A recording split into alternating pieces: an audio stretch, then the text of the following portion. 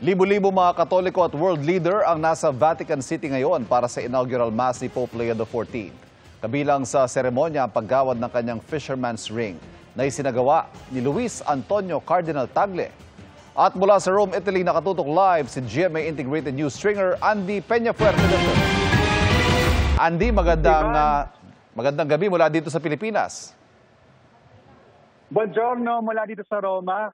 Viva il Papa, long live the Pope. Yan po ang sigaw ng mga libo-libong deboto dito sa Vatican City at sa Rome bilang pagdiriwang sa formal na pagsimula ng papacy ni Pope Leo XIV. At kanina sa kanyang homily, meron siya mga mensahe na binanggit dito sa mga mananampalataya tulad ng I come to you as a brother bilang paanyaya sa mga narito. At sa ngayon nga ay nagpapasalamat itong si Pope Leo XIV dito sa mga dumalo sa kanyang papal inauguration. Kanina rin sa homily, meron din siya panawagan na tanong na kung mananaig daw yung pag-ibig, may hinto ang kaguluhan sa buong mundo at pagbabalik ang kapayapaan.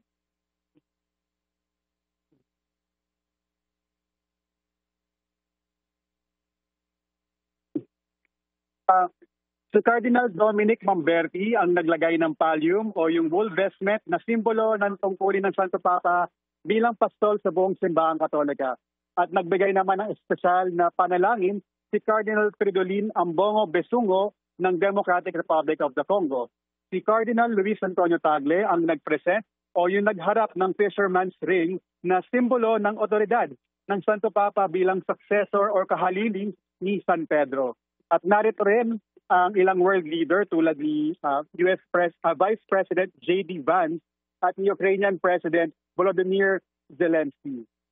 At ngayong umaga, bago yung inauguration, sinurpresa ni Pope Leo XIV yung libo-libong mga mananampalataya dito sa Via della Conciliazione dahil nag-ikot siya ng halos 30 minuto sakay ang Pope Mobile. Ito po yung unang pagkakataon na sinakyan niya po itong Pope Mobile. At may mga pagkakataon pa na talagang huminto itong si Pope Leo XIV para i-bless yung mga sanggol, yung mga bata na narito.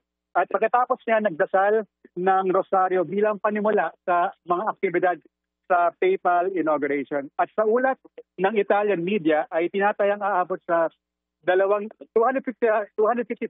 na mga deboto, mga mananampalataya ang narito para magdiwang sa inauguration. At kasama riyan ang 100,000 mga pilgrims na narito sa Rome, sa Italy para sa Jubilee of Confraternities.